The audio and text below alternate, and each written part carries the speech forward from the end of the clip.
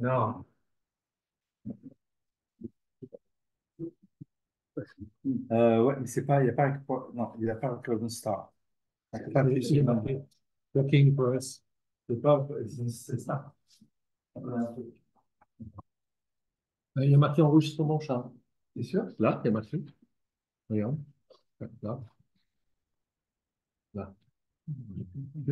On a bougé, hein. T'as appuyé où? Ah, regarde, c'est marqué. Ah ouais.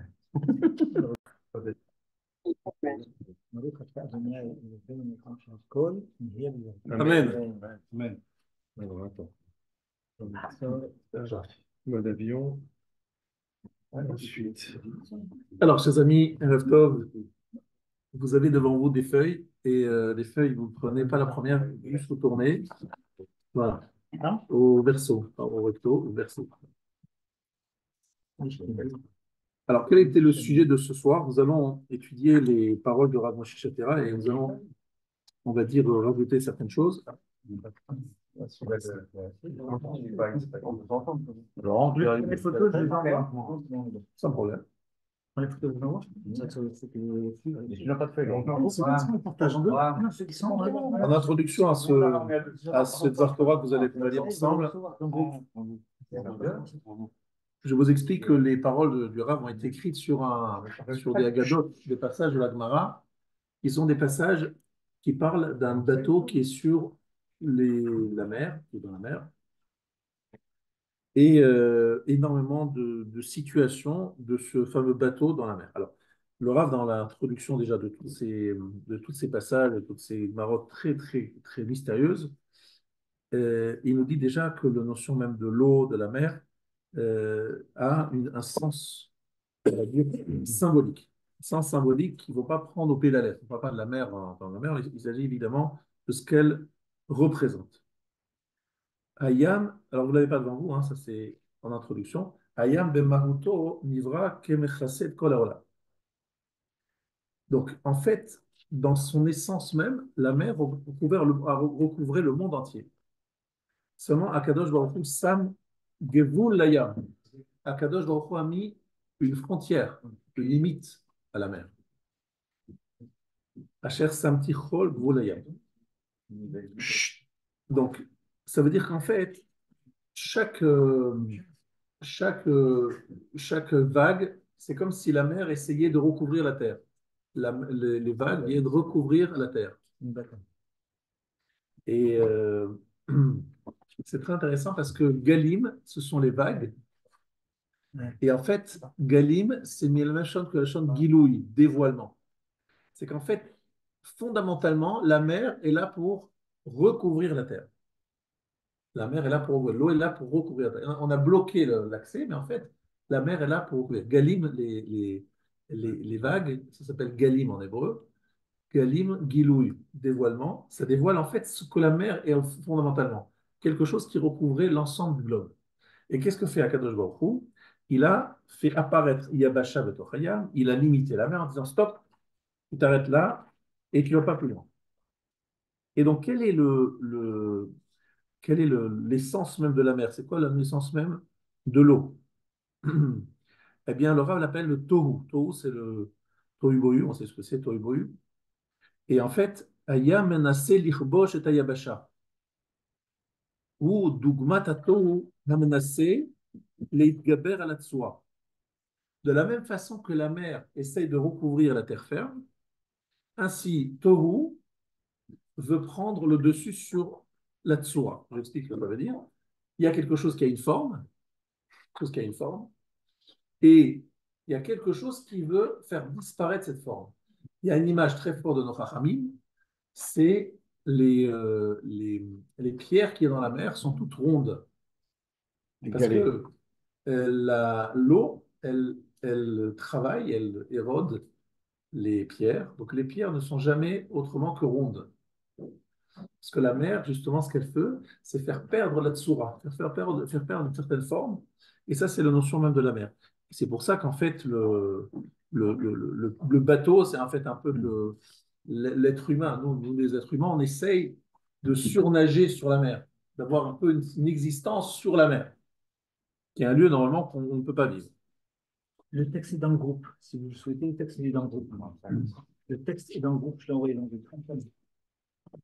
Ayam ou mekom atohu, donc c'est le lieu du tohu bohu, amarzik betocho et kol koach hachurban shebaolam, qui contient en lui toute la force destructrice du monde.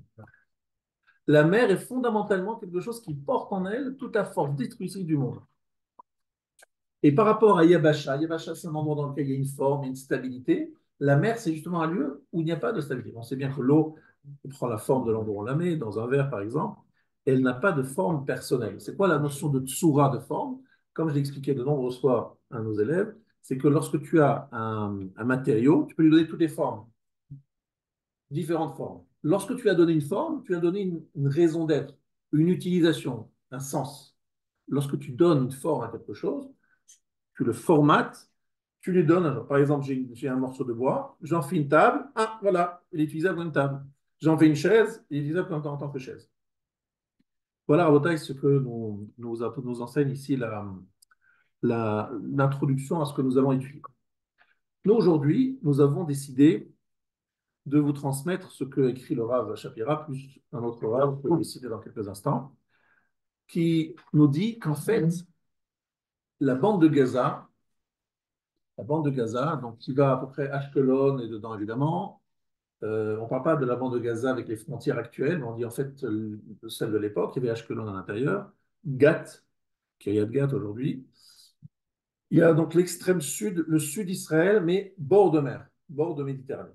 Cette partie-là a été habitée pendant très longtemps par un peuple qui s'appelait les Philistins. On l'appelle les Pélishtim, les Philistins. Et jusqu'à il n'y a pas longtemps, moi je pensais que c'est une histoire ancienne qui ne nous concerne absolument pas aujourd'hui. C'est une affaire. Aujourd'hui, c'est Ishmaël qui s'est installé là-bas. C'est tout à fait un autre sujet. Ishmaël, on en a parlé longtemps. C'est un autre problème, un autre sujet. Ça n'a rien à voir avec nous. Et finalement, j'ai compris que c'est une grave erreur. Et je vais tout de suite le prouver par un enseignement qui est écrit ici dans le Gaon de Vilna. Et pour le bien le comprendre, je vais aussi faire lecture d'un passage qui se trouve dans Parashat Balak. Je vous rappelle que dans Balak, Bilam fait des prophéties pour la fin des temps, pour toute l'histoire du monde, et en particulier la fin des temps aussi. Et il y a ici une phrase qui m'a toujours étonné, et je voudrais ici l'expliquer selon le Gaon de Vina. Veyerd Miyakov, en fait, c'est la page 926 dans le Art Scroll. C'est dans Balak, chapitre 24, verset 19. Veyer de Yaakov, vehevid sarid meir. Vraiment un verset. Alors, on va utiliser la traduction Art Scroll. Et un gouverneur sera issu de Yaakov et anéantira le rescapé de la cité. Qu'est-ce que c'est que cette histoire? On ne sait pas. Dit le Gaon de Vida. Elou Pelishtim, c'est les Philistins. Chez Kol Bakashatam, que toutes leurs aspirations, leurs volontés, l'imnoa Shilton ou Mamlacha Israël, d'empêcher la domination, la maîtrise d'Israël. Elou Pelishtim, chez Kol Bakashatam, l'imnoa Shilton ou Mamlacha Israël. Biuragra, dans Chabakouk. Et sur quel verset? Sur un verset qui se trouve dans Balak, qui sont les prophéties de Bilam. Ça veut dire une prophétie qui a une valeur jusqu'à la fin des temps, parce que c'est une prophétie qui commence par les mots euh, Lecha yatsecha asher yaseh ha'am hazeh le'amecha b'acharit hayamim.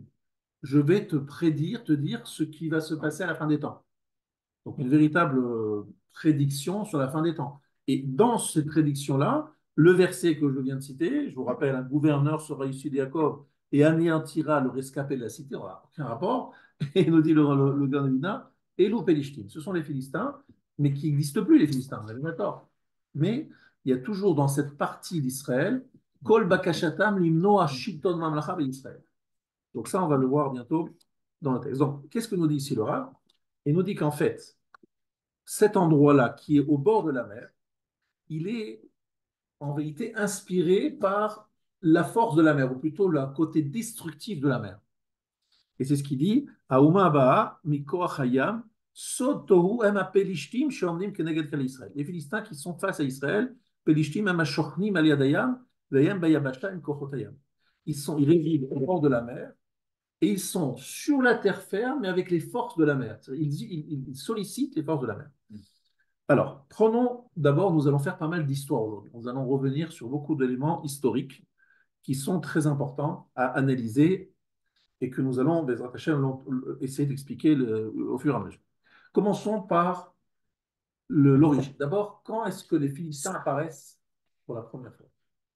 Les Philistins, c'est quand que ça apparaît pour la première fois? Non, Avimelech. Avimelech, roi des Philistins. Qu'est-ce que fait Avimelech, le roi des Philistins? Il capture Sarah. Il capture Sarah. Et puis finalement, il va rendre Sarah parce qu'il a une apparition divine et qu'il sait que par Hachem qu'il faut qu'il rende Sarah. Donc il a quand même prophète, ce monsieur. Et il reçoit donc un message d'Hachem. Il doit rendre Sarah à Abraham. Bon. Récidive avec Yitzhak. Bien. Est-ce que vous savez. Avec Rivka. Il prend Rivka.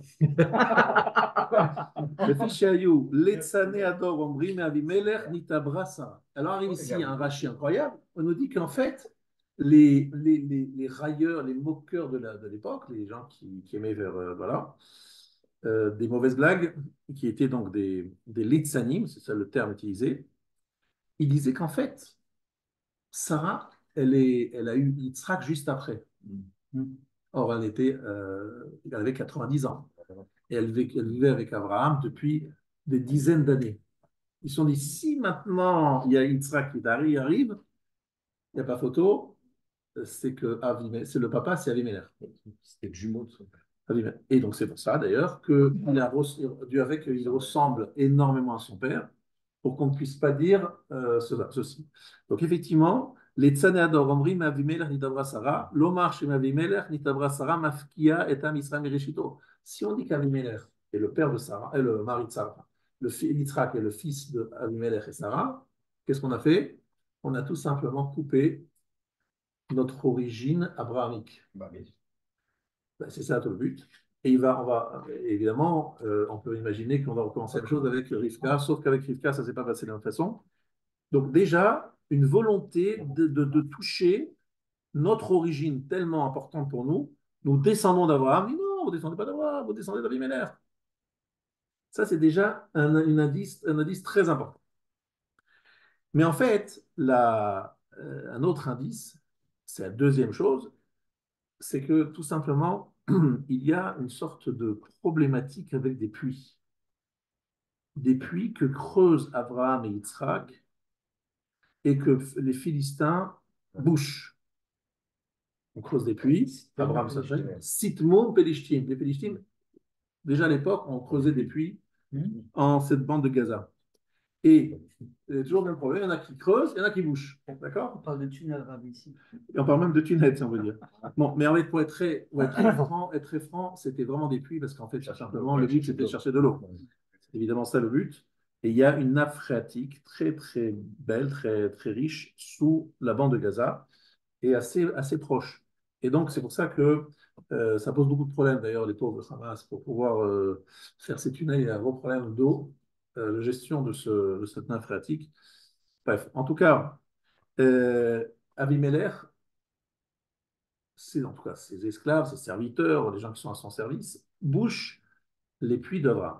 Donc, ces histoires de puits, il va falloir qu'on explique ça comme il faut, parce que c'est vraiment un sujet important. Ce sujet-là se trouve au cœur d'une paracha qui est la paracha de Toldot. Et la paracha Toldot, c'est l'apparition des sables.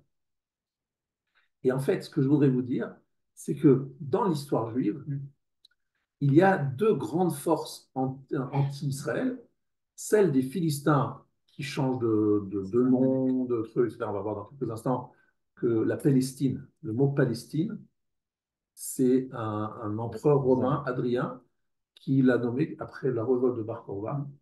Et pourquoi il appelle cet endroit Palestine? À cause des Philistins. Aujourd'hui, vous appelez Palestine, c'est Philistin, ça a été nommé par l'empereur Adrien, il y a le belle lurette. Donc on est toujours dans un référentiel philistin. Les Philistins, ils sont idolâtres. On est d'accord. Ils sont idolâtres, tout à fait. On est d'accord, mais il faut écouter jusqu'au bout le shiur pour comprendre qu'en fait, effectivement, a priori, c'est pas du tout le même problème, mais en fait, on va voir que c'est le même problème, mais sous une autre forme. Il va changer de forme. Maintenant, l'histoire des puits, je voudrais en revenir un peu plus tard, parce que ça va être longuement expliqué. Je vous ai dit que Toldot, c'est la naissance de Esav et le début de la haine entre Esav et Yaakov, parce que Yaakov prend les bénédictions à Esav. Et les Pélishtim, les Philistins, apparaissent également comme étant des ennemis, des gens désagréables, puisqu'ils vont boucher les puits que va creuser Yitzhak, que va creuser auparavant Abraham, et que Yitzhak voudrait recreuser à nouveau pour retrouver les puits de son père. Et donc finalement, on a les Philistins qui sont pénibles, qui sont casse-pieds, et il y a Esav qui est casse-pied. Donc on a ici deux oppositions. Et ce que je voudrais en fait vous faire comprendre dans ce cours, c'est que c'est quelque chose qui nous accompagnera jusqu'à la fin des temps. Cette opposition venant des Philistins, entre guillemets, qui ont changé de nom, etc., on va voir expliquer dans la suite, et la position des Saves. Et que c'est quelque chose qui, de la même façon qu'Esav, on comprend très bien que c'est Amalek, que c'est tout ce que vous voulez, et que c'est une position fondamentale, on va dire essentielle dans notre histoire. L'histoire des Pédicim, c'est pas une histoire, entre guillemets, à prendre comme étant une histoire ancienne, qui n'a plus de raison d'être. Je vous ai montré à travers la prophétie de Bilam et l'explication du Gaon de Vilna qu'il y aura toujours à cet endroit-là des contestataires de la domination juive sur la terre d'Israël. Est-ce qu'on pourra comprendre dans le cours la différence de forme d'opposition entre Amalek et les Philistins? Qu'est-ce qui les différencie dans le Tout à fait, tout à fait. Euh, alors maintenant, on va faire les choses, on va dire, on va construire au fur et à mesure. Vous avez devant vous, euh, je pense que je pense que je l'ai photocopié. Vous avez devant vous une photocopie, pour ceux qui veulent suivre la photocopie, dans laquelle il y a une citation du Rashbam. Mais en fait, le Rashbam, c'est pas le Rashbam, c'est le Chizkuni déjà qui le dit ici, Chizkuni, qui parle d'un moment très particulier entre Abraham et les Philistins. Parce que j'ai parlé de l'opposition dans Toldot, mais lorsqu'on regarde la paracha de Vaïra, on voit qu'il y a une alliance et même des serments et Sheva Kevasot qui Kachmeyadi. Alors, de quoi s'agit-il? Il s'agit tout simplement d'une initiative qui vient de la part des Philistins, donc qui vont chez Abraham, ils vont voir Abraham, et qui lui disent Abraham, faisons une alliance. Cette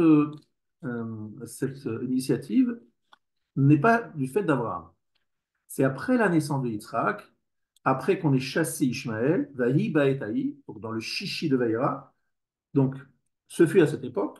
Vayomer Avimelech ou Fichol Sar Tsevao, Avimelech et Fichol, le général de son armée. El Abraham est mort. Elohim immecha bechol asher ata oseh. Je constate que Elohim est avec toi dans tout ce que tu fais. Ve'ata ishavali be'Elohim hena im tishkor li ulenini ulenerdi.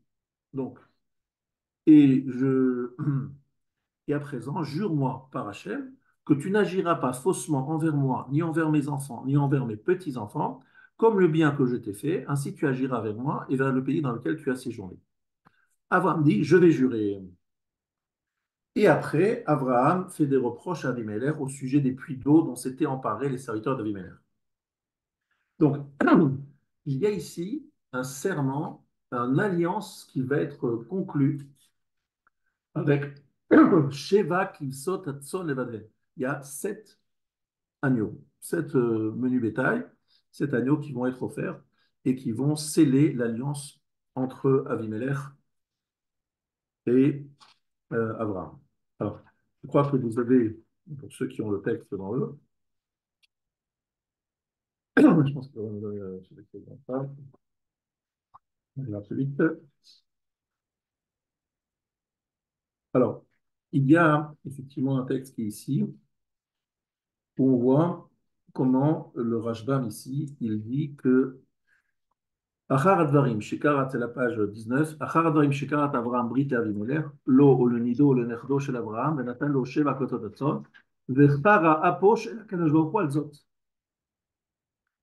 Alors écoutez bien ce message du Rashba. Akadosh Baruch Hu s'est mis en colère. Pourquoi il est en colère? She'arei Eretz Pelishtim bichlal gvul Israël. Parce que le pays des Philistins, c'est bien ça, cette information, fait partie d'Israël, d'accord, du pays d'Israël. Akadosh Baruch Hu tsiva alehem lo techaye kol neshama. Or, Akadosh Baruch Hu a ordonné, ne laisse pas en vie la moindre âme. Ça veut dire qu'il y a un ordre divin très clair d'effacer tous les habitants de cette terre. Comment toi, Abraham, tu prends une alliance?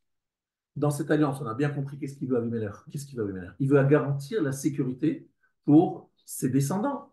Et ça, vous le voyez dans la page, dans le 13, la page 13 que vous avez ici, le Rav Shimshon Raphaël Hirsch, Daï Baetaï, au milieu de la page, Kacher Shalach Abraham Elavet Benoît Befort, le Prol Atid Beto ou Shtat al Yitzhak Akatan, Chenigmal Zata. Donc on sait maintenant que Ishmael était renvoyé. C'est sur Yitzhak que reposent tous les espoirs de l'avenir d'Israël. Et qu'est-ce que nous dit le texte? Galo Yubaor Lefanav, Shumash Velenegedena Vatido Shetzera Abraham, Et Yitzetsevu Keam le Nochachamo, Im Keididim, Im Koevim. Dit Rav Shimshon Raphaël Hirsch, Avimelech prévoit, il dit voilà, maintenant qu'Abraham il a un fils, et que ce fils va être son héritier, il faut absolument qu'on crée des règles de bon voisinage entre mes descendants, dit Avimelech, et les descendants de Abraham. Abraham est en train de construire un pays, et surtout un peuple. Ce peuple va s'installer en Israël, dans Eretz Canaan, qui lui a été promis. Donc finalement, il faut absolument qu'on puisse vivre en bonne entente. Donc, il faut qu'on crée une alliance, qu'on crée une alliance, il faut un serment, il faut des engagements. Je veux être tranquille pour mes enfants. Voilà ce que dit, voilà ce que fait Abimelech. On est d'accord?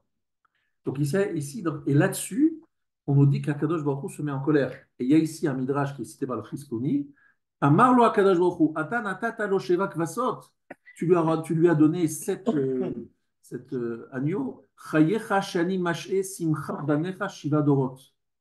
Je jure, dit Akadosh Baruch Hu, que je vais faire attendre la joie de tes fils pendant 7 générations, comme il y a 7 agneaux. Vehem machrivi mi banecha sheva mishkenot. Ils vont détruire chez tes enfants 7 mishkan. Ohel Moed, c'est quoi Ohel Moed? C'est le tabernacle, la tente destination qui est dans le désert. Gilgal, c'est au début à l'entrée en Israël. Il y a un endroit où le temps d'assignation va s'installer. Shiloh, deuxième lieu d'installation. Nov, Givon, ou Bet Olamim Tren, et deux Bet Amikdash. Veshiva, Chodashim, Yaché Aroni, Veshiva, Vesane Belishtim. Et pendant 7 mois, mon arche sainte restera chez les Philistins. Je vais en parler dans quelques instants. Donc, vous comprenez, on reproche à Abraham d'avoir donné ces 7 agneaux, et à cause de ça, alors il y a un retard, écoutez bien ce qu'il dit après. Amar David, ma natata l'Avimelech, le shalosh dorot, Nathan Abraham, le shiva dorot, share Moshe shvil Abraham, Moshe c'est la 7e génération après Abraham, ve'adain paro nechdo shel Avimelech kayam. Paro est le petit-fils d'Avimelech. Ça c'est écrit comme ça dans le Chizkoni, et il récidive dans Béchala, Velo nacham Elohim derech ki karovu, parce qu'il est la famille. Karov, c'est la famille. Karov ou qui est Karov? C'est que le Philistin sont Karov de l'Israël, ils sont de la famille. Non, d'accord, oui. Il ne les a pas amenés par les Philistins parce qu'il ne voulait pas qu'il aille voir la famille de Mitzrayim. C'est-à-dire que d'après le Chizkoni, Avimelech, Paro est le petit-fils d'Avimelech. Il y a un lien très fort entre les Égyptiens et on va voir tout de suite aussi l'origine. Comment ils sont nés, d'où ils viennent ces gens-là. Quelle est leur origine, comment ils sont nés. Eh bien, ça, c'est assez choquant. Hein. Attention, hein, je sais que les dames sensibles, s'il vous plaît. Voilà. Je vous mets en garde. Et quelle était leur façon de se reproduire, ces gens-là? Ah oui, alors, c'est écrit très clairement ici. Vous reprenez la page Dav Memvav, donc c'est la 2e page. Alors, c'est écrit Bet Pasrusim, Bet Kasluchim, Ashayatsu Misham Pelishtim. C'est un verset dans Bereshit, chapitre 10. Les Patroussim et les Kasluchim, dont sont issus les Philistins. Rachidi, Mishnehem Yatsu, ils sont sortis des deux. Shayu Patroussim et Kasluchim, Machrifim, Mishkam et Shotehem. C'était des échangistes. C'était 2 peuples, ils échangeaient leurs femmes. Et les Philistins sont issus de ces deux peuples échangistes. Donc on ne sait pas très bien, ils sont des deux ensemble. Voilà l'origine de Pélishtim. Donc le Rav dit tout de suite, El Haim Tsura, ce sont des gens qui n'ont absolument, ils n'ont pas de père, ils ne savent pas très bien qu'est-ce qui se passe.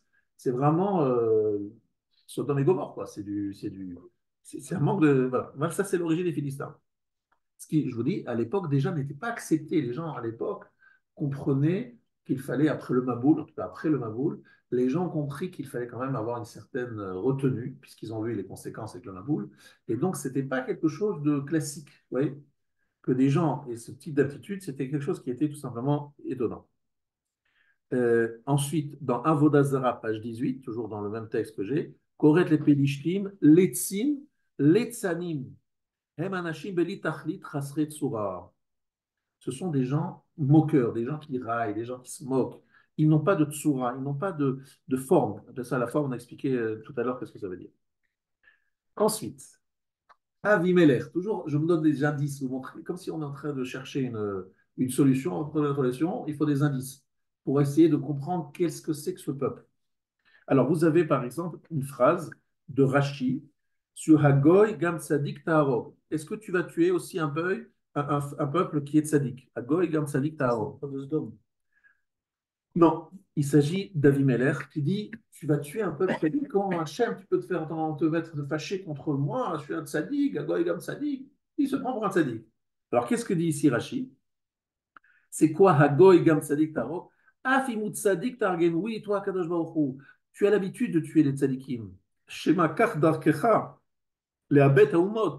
C'est comme ça, Chinam. Tu tues les peuples pour rien. Kach asita le dor amaboul. Ou le dor apelaga. Afani omer shiaraktem al lodavar. Que Shem shata omer l'argenim. Ça, c'est l'argument d'Avimelech. Il dit Kadosh Baruch Hu, tu tues pour une, tu tues gratuitement. Tu n'as pas de raison. Tu as tué la génération du Maboul, la génération du dor apelaga. Ainsi, tu veux me tuer à moi parce que voilà, tu es injuste. Tu tues injustement. Voilà, donc il se rebelle contre Akadosh Baruch Hu et il fait référence au Dor Hamaboul. Incroyable. Donc, mais il se targue, quelque part, il est la suite du Dor Hamaboul. Il continue le Dor Hamaboul. On va voir ça dans quelques instants encore dans Ils ont un d'autres. problème de père et de repère. De père et de repère. Bravo, bravo, bravo. Père et de repère. Très, très joli. Exactement. Ni père ni repère. Et surtout, ils n'ont pas de tsura. Cette tsura, ça veut dire avoir quand même des principes, une certaine construction, une certaine stabilité. Non, c'est des gens qui sont dans le tohu, c'est tohu bohu, le tohu bohu, le désordre. C'est une descente de Nimrod, en fait. Alors, on y arrive, justement. Dans Sota d'Afmebet Amouvdet, on sait tous, il faut bien renoter, que le champion des Philistins à l'époque de David, il s'appelle comment? Ah oui, c'est de Goliath. Goliath. Goliath. Mais de qui il est issu, Goliath? D'où il vient? C'est un géant. Il vient en fait de Orpa. Je vous rappelle que Naomi avait deux belles-filles, Ruth et Orpa. Ruth, elle a suivi Naomi, comme vous le savez, et Orpa, elle est partie chez elle. Elle est retournée chez elle. Sauf que la même nuit où elle est retournée chez elle, elle a eu des relations avec 100 hommes, 100 hommes, et de là est né le monstre qui est Goliath, qui est un géant incroyable. Il est né de cette relation terrible et donc s'est opposé à David, le roi David. Et par quoi il a été tué? David a pris des pierres, mais il a pris des pierres de la mer qui sont rondes, qui ont pas de tsura pour montrer qu'il rappelle la mer. Et il a tué Goliath, vous savez comment? Il avait une armure, l'armure s'est ouverte, il a touché le front, après Goliath est tombé, alors il a pris son épée et il lui a coupé la tête. Et bizarrement, il a amené la tête à Yerushalayim. Il a coupé la tête et il a amené la tête en trophée à Jérusalem. Et un des rabbins que je vais citer voudra dire qu'en fait, depuis toujours, leur combat, c'est d'aller à Jérusalem. En fait, c'est El-Aqsa, quoi. C'est de rejoindre Jérusalem. Et donc là, on prend la tête, on dit voilà, vous êtes à Jérusalem, monsieur le Philistin, mais sous une forme pas celle que vous espérez avoir. Donc ici, incroyable de retrouver que Goliath, leur champion, c'est un être issu lui aussi d'un gros désordre. Il ne sait pas qui est son père, ça s'est fait d'une façon terrible. Orpa, qui était a priori proche de Naomi, proche de Ruth, elle a tourné le dos à tout cela. Bref, pourquoi, et elle l'a donné, Paro, etc. Elle a donné une catastrophe. Donc, vous voyez, ça cumule. Hein, le dossier Pédichtine, c'est un gros dossier. Et encore, on n'a encore rien vu. Ça commence. Ça, c'est les Pédichtines. Je voudrais quand même que vous sachiez, relisez un peu les juges, relisez les Shmuel. C'est tout le temps des guerres avec les Philistins, mais tout le temps, sans qu'il n'y ait jamais de victoire absolue. C'est toujours des petites guerres, des combats. Des fois, c'est eux qui gagnent, des fois, c'est nous qui gagnons. Et finalement, qu'est-ce qui se passe? Il n'y a jamais une victoire nette et définitive. C'est toujours des retours, etc. Alors, ça, effectivement, en bataille, on va y arriver. C'est des descendants de Ham. Alors, effectivement, lorsqu'on veut savoir l'origine des Philistins, on a dit que c'était deux peuples qui étaient des échangistes, mais c'est quoi l'origine? D'abord, effectivement, c'est important de le dire, Noach a eu trois fils, Shem, Ham et Yafet. Ham a eu Mitzraïm, et Mitzraïm a eu, Mitzraïm, donc c'est le petit-fils de Noach, par Ham, et parmi les petits-fils, il y a les Kaslouchim, dont on vient de parler, qui eux donc ont fait cet échange et qui ont donné les Philistins. Donc c'est vraiment, oui, ils viennent du côté Ham et de côté Mitzraïm. Voilà, exactement. Quelle est leur divinité? Quelle est leur divinité aux Philistins? Leur divinité s'appelle Dagon. D'accord. Alors là, je voudrais absolument vous expliquer ce qui s'est passé. C'est un événement important de l'histoire juive. Lorsqu'il y a le Mishkan, le tabernacle, va être installé pendant 369 ans à un endroit qui s'appelle Shiloh, dans la parcelle d'Éphraïm, fils de Yosef. Cet endroit-là, Shiloh, on a construit des murs en dur, mais on a gardé les tentures pour le couvrir. C'est donc pratiquement comme le Mishkan, il y a quelques différences près. 369 ans, vous avez compris, ce n'est pas quelques jours. Et là, on a porté les sacrifices. C'est là-bas que c'est là-bas que Hannah a été écoutée lorsqu'elle a fait sa prière et qu'elle a eu Shmuel. Qui était un des grands maîtres de cette époque? C'était Élie Cohen Gadol, le grand prêtre, à la fin de la période de Shiloh. Shiloh a été complètement détruite. Et Shiloh a été détruit en même temps que Élie Cohen Gadol est mort, à 98 ans. Il a quand même vécu longtemps, mais d'une mort tragique. Pourquoi ça s'est passé de cette façon? Parce que, encore une fois, les Philistins attaquaient Israël. Et quelle a été l'initiative terrible des Juifs? C'est de prendre les deux fils de Élie, ont pris l'Arche Sainte, le Aaron à Kodesh, l'Arche Sainte, la femme Aaron, avec eux à la guerre. Et là, il y a eu une catastrophe, c'est que les Philistins ont tué beaucoup de Juifs et ils ont capturé l'Arche Sainte de Aaron. Alors, comme ils avaient beaucoup de respect pour l'Aaron, ils avaient quand même du respect, ils l'ont installé dans leur temple. Ils avaient un temple qui était consacré à leur idole. Et leur idole s'appelait Dagon. Et Dagon, c'est venu Dag. Pour confirmer ce qu'on a dit, c'est qu'effectivement, ils viennent de la mer. Ça veut dire qu'en fait, c'était un idole qui était moitié poisson et moitié homme. Dagon. Et donc, ils l'ont mis, le Aaron à Kodesh, en face de Dagon. Aaron, Dagon. Et le lendemain, ils reviennent, ils voient Dagon tomber par terre. Ils se sont dit, bon, c'est tombé. Ils remettent ils remontent, mettent à sa place Dagon, et puis le lendemain, il a les bras coupés. Et encore d'autres fois, il se prend des coups le soir. Et donc, il se rend compte quand même que le Aaron à Kodesh, il ne kiffe pas Dagon et que Dagon se fait chaque fois avoir. Dagon, donc un Dag avec, qui a donc moitié homme, moitié femme, moitié, pas femme, c'est pas une femme, hein, c'est un homme. C'est pas, on va dire, la sirène, mais c'est une partie poisson, une partie homme. Est-ce que c'est un diminutif comme Sean Exactement, bravo, c'est un diminutif. Dagon, le petit poisson, le poisson spécial, c'est effectivement du mot dag. Et pourquoi le poisson? Le poisson, alors c'est très intéressant, il dit que le poisson, la Gemara nous dit qu'ils ont une particularité qui sont appelés proutsim.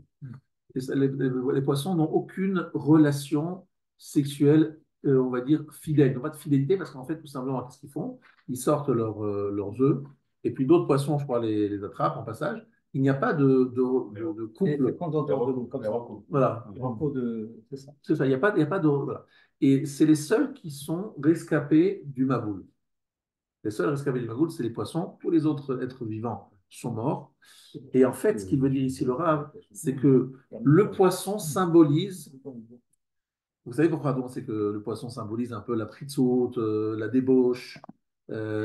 Pourquoi on dit que le poisson c'est ça? Je sais que dans certains autres cas, je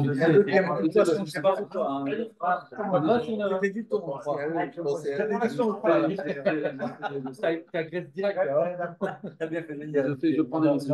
Pour une fois qu'il vient On se calme, on se calme. On reste calme. Sinon, on va évacuer la fin. Alors, qu'est-ce qui se passe exactement avec les poissons? Moi, je n'ai pas inventé. Zacharno et Tadaga, Sheachano, Bemitzrayim Chinam. On regrette les poissons que nous mangions gratuitement en Égypte. Disent nos Chachamim, c'est quoi? Pourquoi ils regrettent le poisson?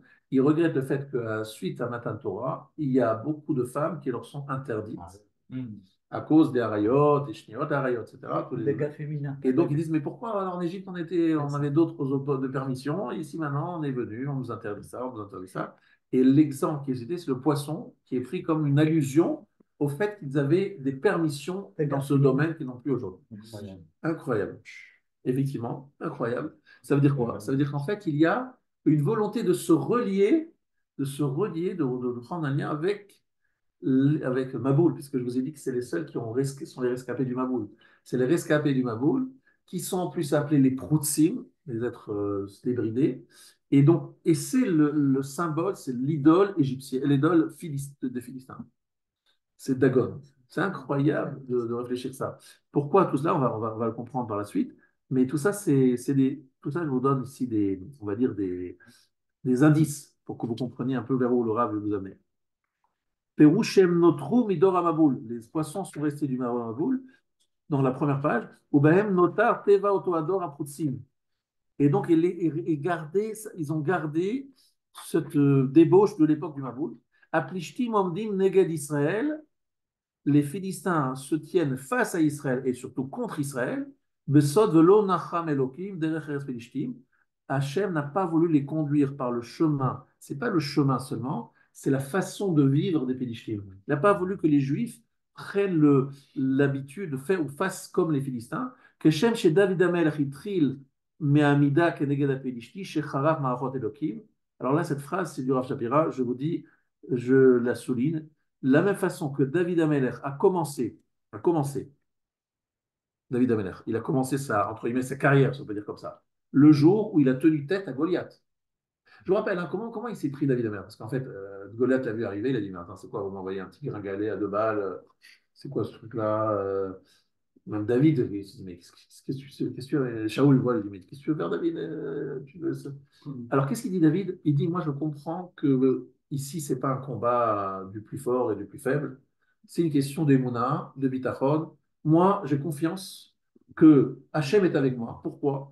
Parce que la raison pour laquelle je combats ce géant, c'est parce il blasphème Israël, le Dieu d'Israël, il blasphème. Donc, comme il blasphème, moi, je dois défendre le kavod, l'honneur d'Israël.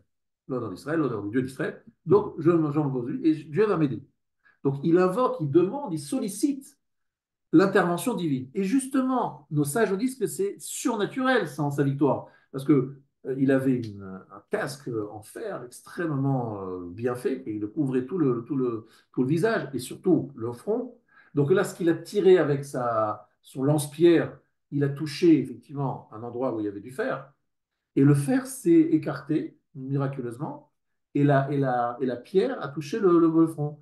Et comme le fer s'est écarté, suite à cela, les Moalim utilisent les couteaux en métal pour faire la Brit Mila. Avant, ils utilisaient comme Tzipora des pierres pour faire la Brit Mila, des pierres taillées pour faire la Brit Mila. Depuis ce moment-là, en récompense, entre guillemets, au fer, pour rappeler le frère, chaque fois que vous voyez Brit Mila, on fait un peu allusion à ce fer qui s'est écarté pour laisser la place à la pierre de David. Et donc, c'est pour ça que le fer est retenu pour faire la Brit Mila. Incroyable. Donc, on voit que c'est totalement surnaturel, c'est un miracle. Mais pourquoi il y a eu un miracle? Parce que David, il venait avec sa conviction, sa confiance, et le fait qu'il se sentait investi d'une mission. Il ne voulait pas montrer qu'il était le plus fort, le plus intelligent. Non, il a voulu tout simplement défendre le kavod d'Israël. Et c'est comme ça que ça a commencé la carrière de David Ameler. Car Melech Mashiach, alors c'est les mots du Rav. Ainsi, le roi, mais le Messie, Idgalé, se révélera, Keneged Elohei Pelishtim, face aux dieux des Philistins, Amecharef Marachot Elohim, qui blasphème les armées de Hachem. De la même façon que David Amelech a commencé face aux Philistins, ainsi le Mashiach se tiendra face à ces dieux des Philistins qui blasphèment Hachem. C'est ce qu'il dit le Rav ici. Maintenant, Rabotai, arrive un moment incroyable de ce chiot, qui est évidemment pas le mien, mais celui du Rav. Je vais expliquer. Donc, Eli Kohen Gadol, il est mort. Le Aaron HaKodesh a été capturé par les Philistins. Combien de temps? 7 mois. On a dit comme les 7 agneaux, etc. Pendant 7 mois, Aaron HaKodesh se trouve capturé par les... Pourquoi Eli Cohen est mort? Pourquoi Eli Cohen est mort? Parce qu'il a entendu la capture de l'Arche Sainte, qu'il est tombé en arrière et il est mort en se cassant la nuque. Mais c'est donc une mort. Il a perdu aussi ses 2 fils, sa fille ou sa belle-fille, j'en ai vu, elle a accouché, elle a donc perdu son enfant. Ben voilà, le métamidage a été détruit. Une horreur. Ça a été une catastrophe ce jour-là. La destruction du Mishkan Shiloh. Bien, mais surtout le Aaron HaKodesh, la seule fois dans l'histoire, vous entendez? Je ne suis pas d'accord avec certains films qui disent que l'Arche Sainte se trouve à Rome ou je ne sais où. L'Arche Sainte, je vous dis, ouais, maintenant, vous ne pourrez pas y arriver. Je vous rappelle ce que me dit le Rav Getz, Rav du Kotel, Zichrono Livracha, à mon beau-père, Zichrono Livracha, Mamash, ils étaient cousins. Et il lui a dit, l'Aaron HaKodesh, comme c'est écrit dans la Gemara d'ailleurs, a été enfoui dans la montagne là, qui est sous le Beth Amikdash, par le roi Yoshiyahu, d'accord? Parce qu'il voyait que la destruction s'annonçait, que ça allait mal finir, donc il a préféré protéger l'Arche Sainte. Cette Arche Sainte, elle est donc 7 mois sous domination philistine, d'accord? Bien. Qu'est-ce qui se passe pendant ces 7 mois? Il se passe des catastrophes du côté des Philistins. En particulier des rats qui attaquent les Philistins dans les toilettes et qui leur mordent une partie de leurs intestins. C'est des rats très très résistants et très agressifs. Et donc les Philistins souffrent énormément. Et donc ils ne savent pas quoi faire avec l'Arche Sainte. Alors après longtemps, ils se disent qu'est-ce qu'on peut faire? Ils décident de renvoyer l'Arche Sainte. Mais comment ils vont la renvoyer? Personne n'a envie de la porter, personne n'a envie de la manipuler. Ils la mettent sur une agala, c'est-à-dire une charrette, tirée par des vaches, et qui vont, et les laissent, et disent, voilà, que les vaches trouvent leur route, que l'Arche Sainte se débrouille toute seule pour revenir chez elle. Effectivement, les vaches avancent, elles chantent d'ailleurs, elles chantent en même temps, et elles avancent, et elles vont directement du côté des Bnei Israël, Beth Shemesh, c'est là-bas qu'elles arrivent. Mais leurs sages leur disent, vous ne pouvez pas renvoyer l'Arche Sainte comme ça, sans cadeau. Faites un cadeau, ils associent une caisse, et dans cette caisse, ils mettent 10 statuettes. 5 statuettes qui représentent des rats, et 5 statuettes qui représentent l'endroit où les rats sont venus attaquer, bref, l'organe sexuel masculin. Voilà les 2 statuettes, les 5 statuettes de trucs, donc je crois que c'était en or. En tout cas, un très beau matériau, c'est une belle réalisation, on va dire, pas d'architecture, mais d'art, mais tu te dis, mais c'est quoi ce bean score? Ils veulent faire, entre guillemets, montrer qu'ils voilà, voilà, qui sont vraiment, qui sont voilà, ils donnent les représentations de ce qu'ils ont souffert. Voilà. Donc les rats et le lieu dans lequel les rats sont entrés. Et donc ça crée donc ils pètent sa caisse. Bon. L'Arche Sainte avance. Elle est amenée et il y a, vous savez, à côté de l'Arche Sainte, un certain nombre de choses, à part la caisse. La manne. Il y a la manne, il y a un fiole de manne, il y a le bâton de Aaron qui a fleuri avec les... Ouais. Voilà, le bâton qui a fleuri. Et les anciennes tables, non? Les anciennes tables, les brisures. Les brisures de table. Les marteaux. Non. Non, il ne fait pas là. Shemen Amishra, une partie de l'huile d'onction. Donc tout ça, ça a été... C'est où? Les cendres, c'est pas là-bas, non. C'est pas à cet endroit. La Gemara dans Yoma, page 52. qui nous dit Michel Nignaz Aaron, lorsque l'arche sainte a été enfouie donc sous l'endroit du Beth Amikdash, Nigneza Imo n'a été enfoui avec lui, Tzintzen et Aman, la fiole de man, Sluchit Sheven Mishra, la fiole d'huile d'onction, Makalo Shel Aaron, Ushkadea Ofrachia, le bâton d'Aaron avec les amandes et les fleurs, Ve Argaz, Argaz et la caisse, chez Shagrou Pelishtin Doron Elo Israël, que les Philistins ont offert en cadeau pour le Dieu d'Israël. On a conservé cette caisse, elle est là-bas et on va, les Hashem, la retrouver à la venue du Mashiach, à la reconstruction du troisième Beth Amikdash. Tamouah Meod, demande Rav, Madou Argazé chez Shagrou Pelishtin Chashuv Kolkar, il est tellement important cette caisse. Chez Tsarir, Liganez, Imaron, Yachad, Imtsitzena, Majal qu'il faut l'enfuir, il faut s'occuper de le conserver. Attention, conservons cette caisse avec des rats et avec. Je dis, bref, c'est un truc horrible. Quoi. Qu'est-ce que ça veut dire?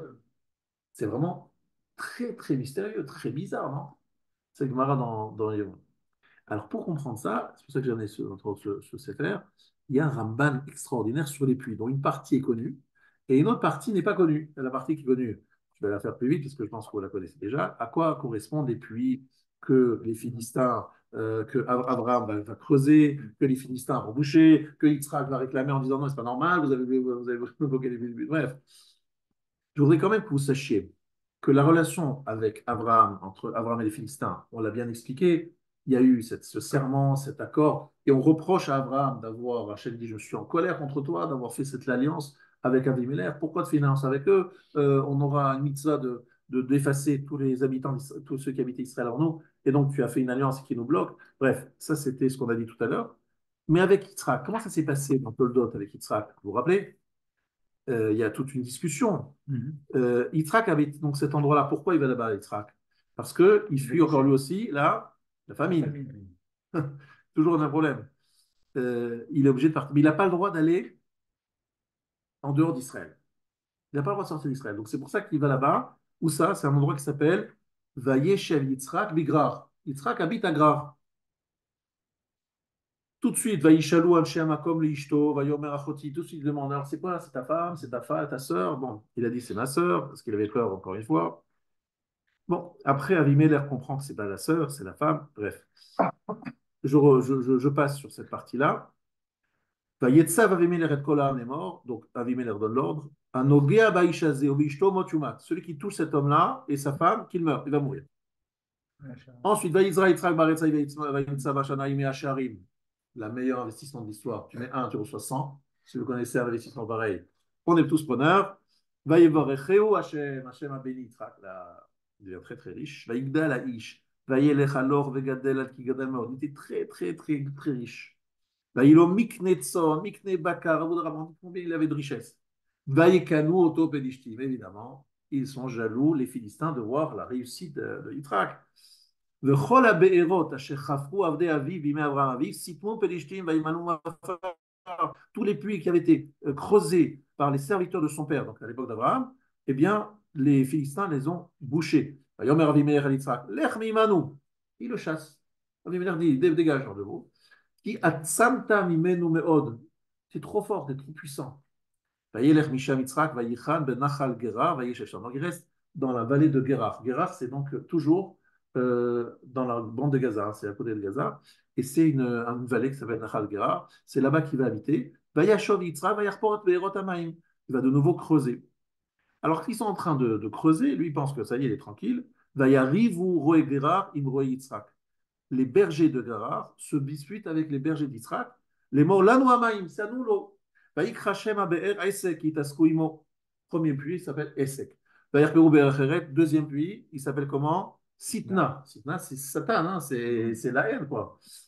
Ensuite, Vayar pour Beracheret, ils n'ont pas parce qu'il n'y a pas eu de discussion. Rachab, tout se passe bien. Il arrive à Beersheba, et qu'est-ce qui se passe encore à Beersheba? Il va de nouveau construire, faire un puits, un quatrième puits à Beersheba, et là, effectivement, tout va bien, tout est beau, tout est bien, parce qu'effectivement, entre-temps, Vayiven Sham Mizbeach, Vayikra Beshem Hashem, il fait un Mizbeach. Avimelech halach acharav migra v'achuzat mereu. De nouveau, il revient à Avimelech. Vayomer alem Yitzhak, madoua batem elai. Pourquoi est-ce que vous venez chez moi? Vatem senetem oti. Vous m'avez détesté. Vateshalchouni mitrei. Vous m'avez renvoyé. Vayomu, Vao Rainu ki haya Hashem imach. Nous avons vu qu'Hachem est avec toi. Vanomer teina Allah benotenu benenu elecha. Que nous fassions encore une fois un serment. Encore une fois, ils veulent faire un accord. Là, c'est pas ça, non? Encore une fois, Imtase imanu ra'a kasher lo nega anucha. Donc, on ne fera pas du mal comme nous t'avons dit. Bref, sois reconnaissant, t'as pas fait du mal. Bon. Vayaslem ishte vayochlu vaishtu. Ils ont fait un repas, ils ont mangé, ils ont bu. Vayashkimu vaboker vayishavu ishleachim. Ils ont prêté serment. Vayishalchem yitzrak vayelchu mito beshalom. Ils sont partis. Maintenant, ce jour-là, lorsque Avimelech est déjà parti avec ses serviteurs, arrivent les serviteurs de Yitzhak,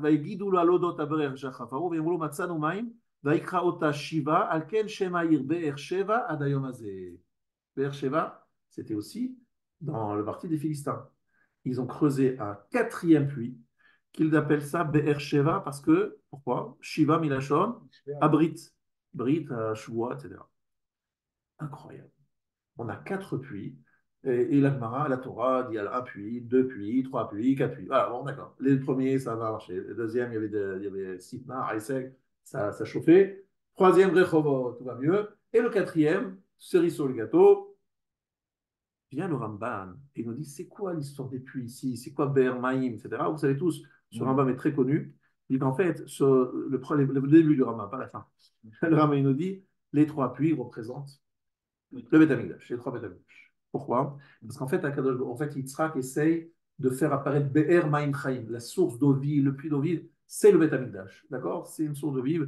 Ils ont été bouchés parce que ça a été détruit le premier et le deuxième. Mais le troisième, Rehovot, c'est le troisième Beth Amikdash, magnifique. Et c'est quoi le quatrième? Ah, ça, si quelqu'un ici sait ce que c'est le quatrième, il est trop fort. C'est quoi le quatrième? Qu'est-ce que c'est que le quatrième? Il n'y a pas quatre. Pas quatre il y a trois Beth Amikdash. On se trompe ou pas? Il y en a quatre ou c'est trois? Non, il y a un village d'en haut. Un village d'en haut. Et non. והבאר הזאת להם תרמוז על משכן שילה, ופלישתים סתמו בהילקח הארון, וחזר וחפרו בו, כי כן השיבו הארון עם הדורון אלוקים. Le quatrième puits est une allusion au fait que, en fait, les Pélishtim ont pris le Haron, donc ils ont bouché ce puits, ce quatrième puits, mais il a été de nouveau ouvert ce puits, parce qu'ils ont restitué l'Arche Sainte avec le cadeau, c'est toujours encore une fois cette caisse, qui a été offerte au Dieu d'Israël. En clair, le quatrième puits, il vient marquer le retour de l'Arche Sainte à l'époque de Shiloh, enfin, à l'époque dont on vient de parler. Ce retour avec le cadeau, c'est important, le cadeau. Alors là, En plus, ça ne correspond pas au niveau chronologique. c'est incroyable. La chronologie, Elle n'est pas du tout respectée, puisque là, on sait très bien que le premier et le deuxième étaminage sont venus après le quatrième. Dans ça. Qu'est-ce que ça veut dire, c'est quelque chose de nifla? C'est là que le Rav Shapira sort toute son artillerie lourde. Et il nous dit quelque chose d'incroyable. Vous savez tous que le mot Aaron, c'est en fait un jeu de mots que le Harizal, on a dit plusieurs fois, nous a révélé. Aaron, dans un sens, on va de droite à gauche, c'est Aaron. Vous faites gauche-droite, Nora. Et c'est une allusion à la phrase de Yaakov, Manora Hamakom Hazeh. C'est quoi la traduction du mot Nora? Redoutable. Redoutable. Ça veut dire le Aaron représente une mida, un trait de caractère d'Akadosh Baruch Hu, une certaine forme. Nora, il est redouté. Akadosh Baruch Hu est redouté. Redoutable, redouté. Les Philistins, ce sont des gens totalement, on va dire, très difficiles à vaincre. Ils sont toujours dans une opposition. Il y a une seule fois dans l'histoire où ils baissent la tête, c'est devant le Haron. Devant le Haron, ils reconnaissent leur incapacité à s'opposer. Là, ils baissent la tête, ils envoient même une caisse pour montrer qu'ils sont dans une reconnaissance de la puissance du Haron. Ça veut dire que le Haron, c'est Midat Nora, ça veut dire comme dit le Harizal, Manora, Inyachata Yesod Nora Elokim, Ukshem, alors une seconde, Apelishim Irziru et Aaron, donc les Philistins ont restitué le Aaron, Vehodou, ils ont reconnu, Shebimkom Gilouize En Atohu Shlita, lorsque cette chose-là se dévoile là, à cet endroit-là où se dévoile cela, En Atohu Shlita, le Tohu, ce qui est leur marque de fabrique, le Tohu Bohu, la débauche, etc., n'a pas de maîtrise sur ce lieu. Al ken ha'argaz shechaza im Aaron, ou meshar shayche le gilui midat hanora de Aaron, val ken nignaz imo. En fait, ce que symbolise cette caisse avec les statuettes, ça représente la reconnaissance des Philistins du côté redoutable du Aaron. Que le Aaron représente une dimension qui, même les Philistins, même les plus coriaces qui sont les Philistins, sont obligés de reconnaître et de baisser la tête. Et comment ils le montrent? À travers la caisse dans laquelle ils envoient un cadeau et ils montrent leur allégeance au Aaron à Kodesh. C'est un aveu d'impuissance, et ils baissent la tête. Là, devant l'Aaron, ils ne peuvent rien faire. Et c'est pour cela qu'on va garder cette caisse pour rappeler que non, oui, même les Philistins devant le Aaron, ils baissent la tête. Le Aaron, c'est une dimension de dévoilement de Nora. En fait, c'est un dévoilement divin tel que la personne qui se trouve à distance, il voit le Aaron, il a peur. Il a peur, il redoute, c'est une crainte révérentielle. Et les Philistins, c'est justement des gens qui n'ont aucune limite. Ils sont tout le temps dans l'attaque d'Israël. Rien ne les arrête. Ils voient David qui gagne Goliath, qui est le plus fort, mais ils continuent à attaquer David. Hein. Pendant plusieurs fois, David est attaqué par le roi David. Ses armées sont attaquées par les Philistins jusqu'à la fin de son règne, jusqu'à la fin de sa mort. Les Philistins, ils n'en lâchent pas, ils ne lâchent pas. Après, à l'époque de Shlomo, il y a un peu le calme, mais sinon, c'est sans arrêt, sans arrêt. Donc c'est pour eux qu'on le regarde. Alors, on ne le démarre pas pour eux, on le regarde pour nous. On va dire, regarde bien, toi juif, comment le Aaron, c'est quelque chose que même les plus coriaces reconnaissent comme étant quelque chose il faut baisser la tête. Ça, sachez-le, parce que demandez quelle différence avec Amalek. Amalek, même ça, il ne fait pas. Amalek, c'est toute son essence, c'est s'opposer à Dieu. C'est vraiment Amalek, c'est l'être qui ne pourra pas survivre à la fin des temps. Et c'est le seul qui, lorsque vous lisez la Shira, on a lu la Shira il n'y a pas longtemps, hein, des Shalaf, vous voyez la liste des gens, des peuples qui ont eu peur, en entendant Kriyat Souf. Vous faites attention, hein, je suis sûr que vous avez fait attention à ce verset. Shamu Amim Yirgazoun, Chil Achaz, Yoshve Pelachet. Pelachet, c'est les Philistins. Ils ont eu peur. Az Nivalou Alof Edom. Edom, il a eu peur aussi. Et les Moab, Yochazé Morad, les forts de Moab. Namou Kol Yoshve Chedan. Donc tout le monde a eu peur. Amalek n'a pas eu peur. Mais les Philistins, ils ont eu peur. Edom et Amalek sont pareils. Donc Amalek, alors voilà, Edom, c'est pas Amalek. Amalek, c'est la partie, le Ego Zakaché, comme on dit en hébreu, c'est-à-dire la partie, le noyau dur de Esav qui lui est irrécupérable. La plupart des Sav, on pourra récupérer, mais la partie Amalek, celle-là, tu sais très bien qu'il y a la mitzvah de Zachor, Tishkar, Machot, Imche, Amalek, c'est irrécupérable. C'est une partie d'Amalek qui n'est pas récupérable. Est-ce que jusque-là, c'est clair? Oui, il y a Donc, une question chronologique qui a oui. été soulevée, Oui, parce que Chilio est apparemment le premier, et ils ont baissé la tête, si j'ai bien compris, avec Laura Aaron, et malgré tout, ils recommencent. Temple 1, Temple 2 et Temple 3 dans les temps futurs. voilà, très bonne question. Et la réponse, elle est très bonne aussi. C'est qu'en fait, le moment où définitivement les Philistins arrêteront d'attaquer Israël et comprendront que véritablement on est le peuple du Aaron, c'est la fin des temps. C'est-à-dire, pour l'instant, et pendant toute la période dont je parle, il y a le Aaron. Ça, ils reconnaissent que l'Aaron, c'est une divinité, pour eux, une divinité à laquelle ils ne peuvent pas se mesurer. Mais lorsqu'ils voient le peuple juif, ils disent, bon, les juifs, c'est une chose, et le Aaron, c'est autre chose. Le jour où on aura reconstruit le troisième Beth Amikdash, que le monde messianique sera bien avancé, là, ils vont faire une sorte de switch entre Aaron et Israël, en disant Israël vit à la dimension du Aaron. Et d'ailleurs, tu vois, dans l'histoire, tu sais que lorsque Aaron arrive chez les Juifs, qu'est-ce qui se passe? Il y a beaucoup de morts chez les Juifs. Beaucoup de morts. La première étape du Aaron, il y a des dizaines de milliers de morts. C'est impressionnant. Pourquoi? Parce qu'ils n'ont pas su le respecter comme il fallait, le ressort il fallait. Après, finalement, il a trouvé une place au plus de morts. Mais même les Juifs, ils disent, bon, le Aaron, c'est spécial, mais les Juifs, ils sont pas au diapason du Aaron. Pas mieux. Ce qui veut dire que dans le temple, il n'y avait plus. Alors, le premier temple, à la fin du premier temple, Aaron a disparu. Il y avait ce qu'on appelle l'Even Shetia, la pierre angulaire, l'Even Shetia, la pierre par laquelle le monde a été fondé, mais il n'y avait plus l'Aaron. Fin du premier temple et tout le second temple. C'est-à-dire, il a disparu, il a été caché depuis très longtemps. Avant la destruction, je parle du roi Yoshiaou. C'est après. Et est-ce que ça veut dire que chronologiquement, en fait, il y a la Rehovot qui symbolise le 3 de la Dominage avec Exactement. Mashiach. C'est seulement donné après Voilà, qu'il y aura, exactement. qu'il y aura cette Ça sera une deuxième étape, parce que vous savez très bien, on a expliqué ici que Gog et Magog, c'est après la venue du Mashiach.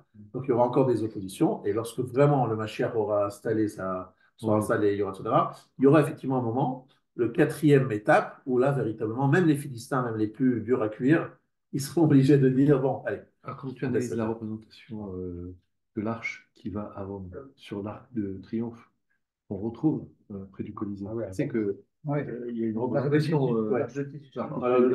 Alors lui, il l'a représenté parce qu'en fait, il faut savoir que lorsque Titus est rentré dans le Kodesh HaKodashim, le Saint des Saints, il a vu les chérubins enlacés. C'est en fait pas des chérubins comme tu l'imagines, mais c'était des dessins de chérubins, qui étaient des peintures de chérubins, mais il n'y avait pas des chérubins eux-mêmes. Il n'y avait ni l'Arche Sainte, ni... Par contre, il y avait des représentations anciennes à l'époque de l'Arche Sainte, et il l'a fait pour se glorifier, et il n'a pas vraiment vu l'Arche Sainte.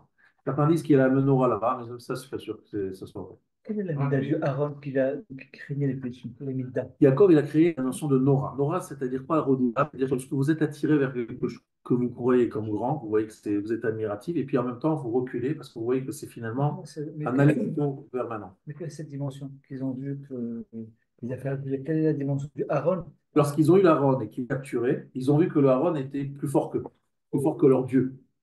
Bah, David aussi était plus fort que Goliath.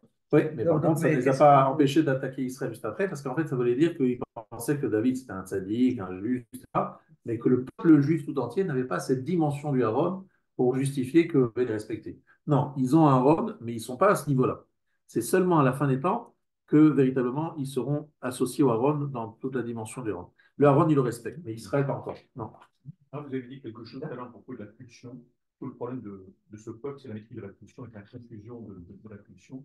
Vous avez dit qu'ils ont reconnu la grandeur d'Israël par rapport à la loi et sa maîtrise dans ce domaine-là. Et si oui, pourquoi ils n'ont pas fait comme il faut changer? Non, justement, non. Je n'ai pas dit ça. Ce que j'ai dit, c'est qu'en fait, eux, ils sont le peuple de la mer, le peuple du poisson, le peuple du Maboul, le peuple de l'inverse de la Tsoura. C'est-à-dire, en fait, ce sont des gens qui disent que Elle n'a pas véritablement de capacité pour l'homme de prendre une réforme et de se formater, d'avoir cette maîtrise de soi. C'est quelque chose qui n'existe pas. Il y a le homme qui est effectivement hors sol, hors course, mais sinon, je n'ai pas dit que les Bnei Israël, à leurs yeux, n'ont jamais été au niveau du Aaron. Pas au niveau du Aaron. J'ai dit avant que tu arrives que le gars de Vina explique un passouk de la fin de Balak dans la prophétie de Bilam, comme étant une prophétie sur les Philistins à la fin des temps. Comme étant pour moi l'indice qu'en fait, ce qui se passe aujourd'hui, c'est vrai que ce sont les Bnei Ishmaël qui habitent là-bas, ce ne sont pas les Philistins du tout, les Philistins ont disparu depuis très longtemps, mais ce qui se passe à la bande de Gaza est particulièrement particulier parce que si vous analysez l'histoire, ça fait très longtemps qu'on a des problèmes avec cette partie d'Israël. Ça appartient à Israël, c'est une partie d'Israël, et pourtant on n'arrive pas à s'installer là-bas. Il y a toujours des problèmes avec cet endroit. Et en plus, on creuse et on rebouche, on creuse, on bouche. En fait, qu'est-ce qui se passe? Les gens qui habitent là-bas, même si c'est Ishmaéli, il faut savoir que quelqu'un m'a dit, en fait, ma fille, elle m'a dit qu'elle a entendu je sais pas, d'une amie à elle, peu importe, qui a dit que son mari, lorsqu'il est rentré de Gaza, après des semaines chez lui, il a dit la première chose que je veux faire, c'est quoi? C'est mettre un tableau, une représentation du Beth Amikdash. Pourquoi tu veux faire ça? Il dit parce que dans les maisons de Gaza, les maisons, je suis rentré dans beaucoup de maisons, et partout, El-Aqsa, le mont du Temple, représenté sur les murs. Alors, le 7 octobre, c'était la guerre d'Al-Aqsa. Il faut bien que ce soit clair. C'était ça le nom de cette guerre. Maintenant, j'ai retrouvé que ce Rav-là qui a écrit ce qu'il y a en l'an 2000, il dit une chose en l'an 2000, c'était toujours la guerre pour El-Aqsa.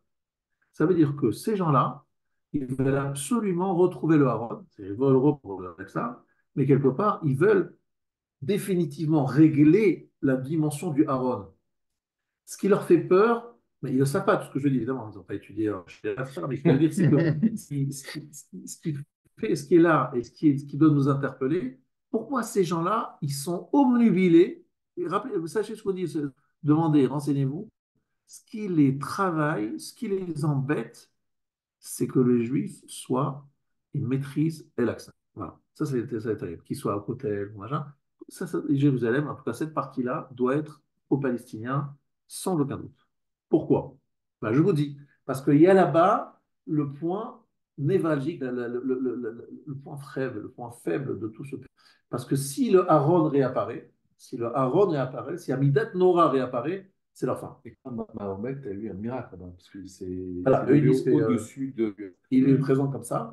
En fait, ça veut dire qu'en fait, cette tension autour de cet endroit, elle vient du fait que d'eux-mêmes, ils savent que le Aaron, c'est-à-dire cette dimension de dévoilement qui peut être associée au Beth Amikdash, future révélation du Aaron à Kodesh, c'est la fin de leur existence. Parce que là, ils sont obligés de laisser la terre. Donc, ils ne veulent surtout pas qu'on revienne là-bas, qu'on s'installe là-bas. Donc, qu'est-ce qu'ils font? Ils ont dit très clairement, ils ont dit, vous nous remettez, on a la possibilité, on refait, mais là on fait mieux, on n'y va plus, etc. On ne lâchera pas tant qu'on n'aura pas cette chose-là. C'est clairement leur objectif. Ne croyez pas que c'est Tel Aviv leur objectif. C'est pas Tel Aviv, ni Haïfa, ni rien d'autre. C'est El Aqsa et c'est tout, et c'est dit explicite dans tous les médias, si vous regardez bien ce qu'il dit, il le déclare de façon claire. Et tout le problème, c'est l'Aqsa. Et c'est Midat Anora. Mais nous aussi, il faut savoir que notre problème à nous, c'est que le fait est-ce qu'on est véritablement méritant pour avoir cette dimension de Nora, Midat Anora, la fondation du Mishkan, du Beth Amikdash, par Yaakov Avinu, c'est Nora. C'est une dimension de présence divine qui inspire la crainte et qui nous oblige un petit peu à nous maîtriser. Et eux, ils veulent installer la mer, entre guillemets, le Maboul. Parce que le Maboul, ce n'est pas que des gîtes. Je pense qu'il faudrait que vous compreniez quelque chose. Ce n'est pas simplement des gens qui cherchent la débauche. Ce n'est pas la débauche, ce n'est pas ça l'idée. L'idée, c'est installer le Maboul d'une façon pérenne en disant que tant qu'il n'y a pas la dimension de Nora et de Aaron, il n'y a aucune raison de se limiter, de faire des choses, etc. Et si on veut arriver à l'Aqsa, c'est pour une raison religieuse, mais c'est surtout pour taire cette menace terrible que représente le retour du Haron. Vous comprenez ça? Le retour du Haron, c'est l'horreur, c'est la catastrophe. Alors, ils ne comprennent pas le Haron, ni Nora, ni le Harizal, ni Ramosh Shabiran, ni machin, ils ne savent pas. Mais c'est comme ça qu'on reçoit, nous, le message. C'est ce que je veux dire. C'est ça le message que vous devez entendre.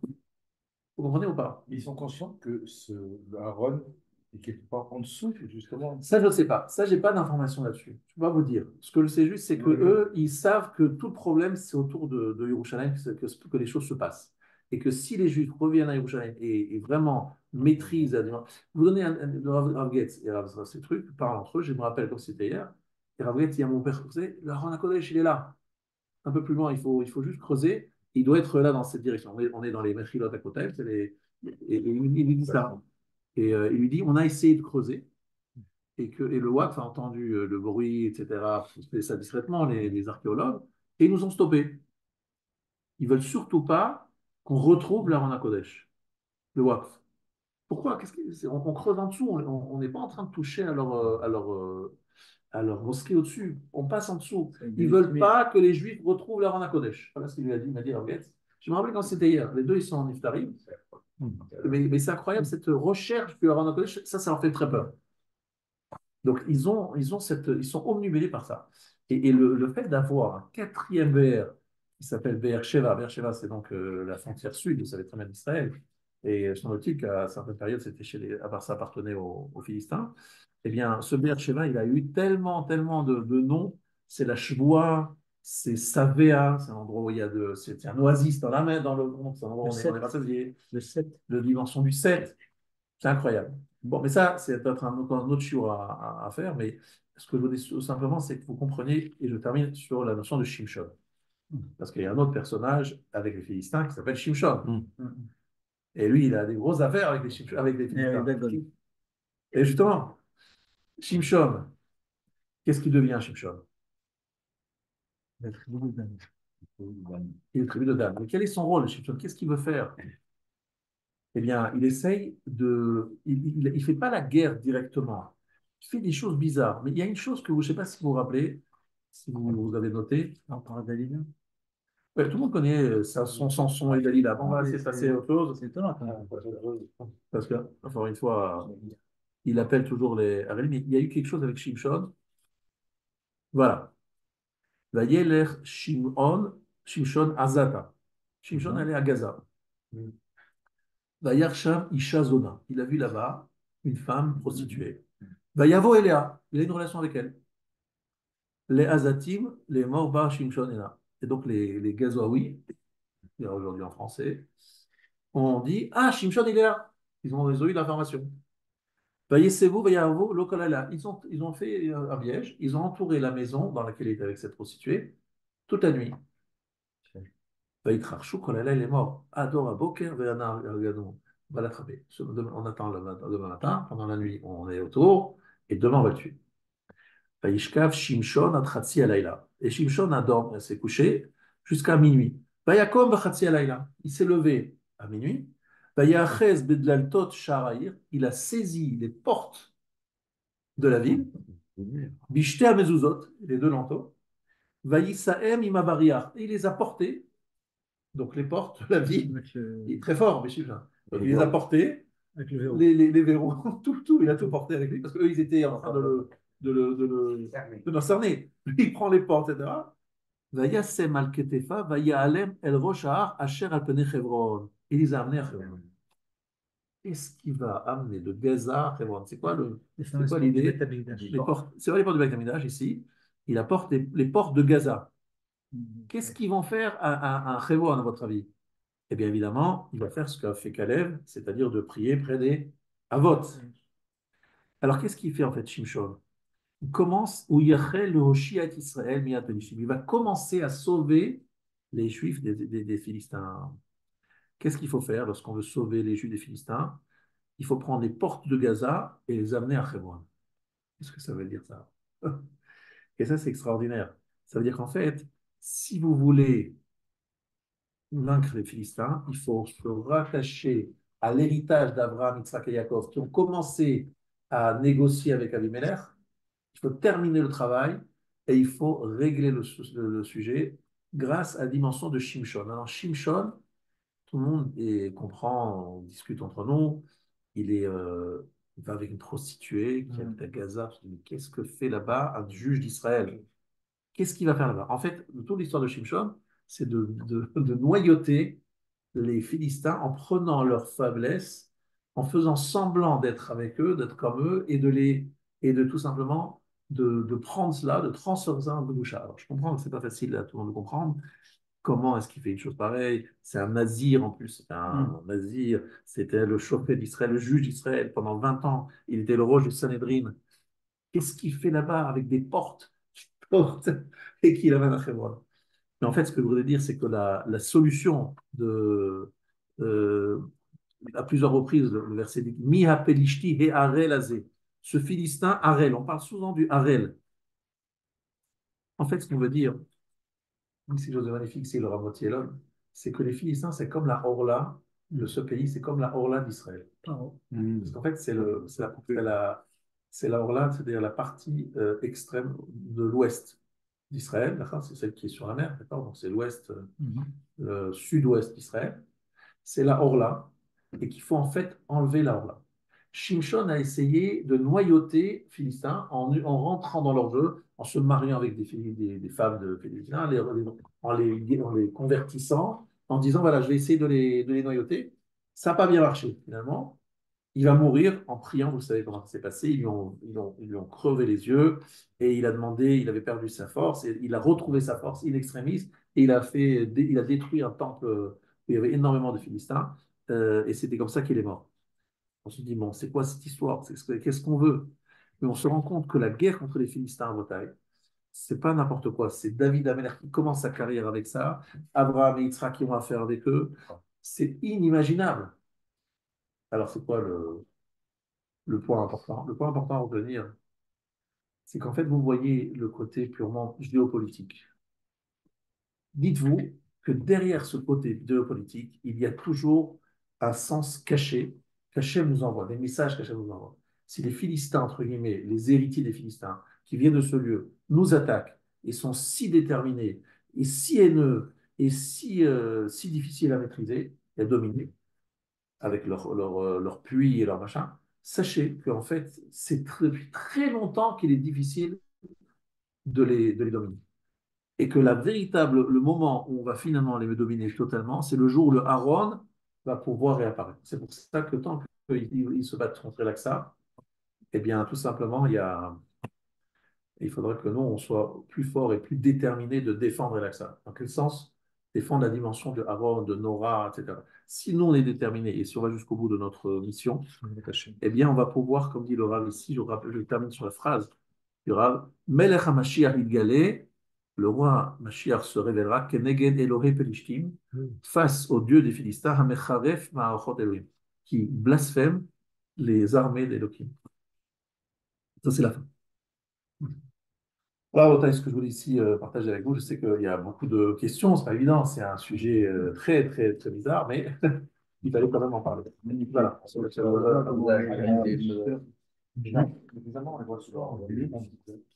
Ah, il est 20h24, je n'avais pas vu que j'ai. Mais c'est pas grave. Alors, d'accord. J'ai une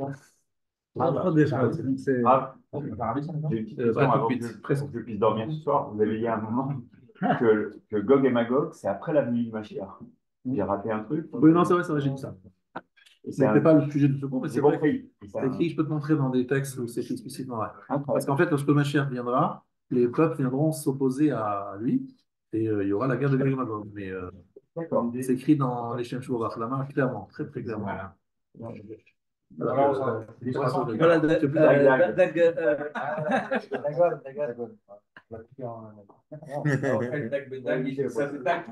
C'est pas pour rien que moi j'ai fait le temps, le fameux Hilazon, hein. Le pas Hilazon, le fameux poisson.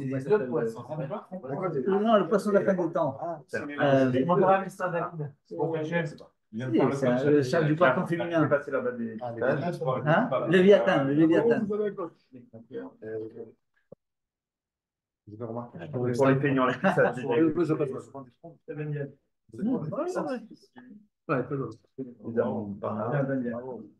Extraordinaire, vraiment, merci beaucoup. J'ai gardé le texte évidemment. C'est ici, en même temps, texte. Il ne veut pas le ramener, il veut pas le ramener. Moi, je veux pas même, mais pas pour moi. Il y a aussi le pauvre Didier. Didier, il mange pas de tard. Il fait chouba Didier. pas vrai. Il est pas DAF. Il n'est pas Kaila. Il est français. Ah ouais, Ne mange que français. Voilà, tu vois, ça le français déjà, Ça va mieux. Ça va mieux. C'est que ça de la place. Le problème, c'est qu'il y a une femme, un cordon bleu. Cordon, quel cordon? C'est the place to be. The place to be. Je pense que ça vaut le coup de faire un cours là-dessus. C'est ça, c'est vrai. Mais Magog,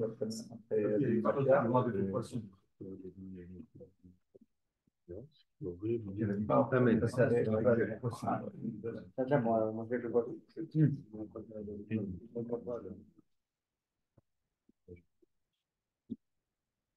Non, le vrai brièvement. Ah, c'est pas une bonne époule, arrête. Merci beaucoup. Merci beaucoup. Tiens, que tu amènes à côté de toi Comment c'est dimanche? Pas Baruch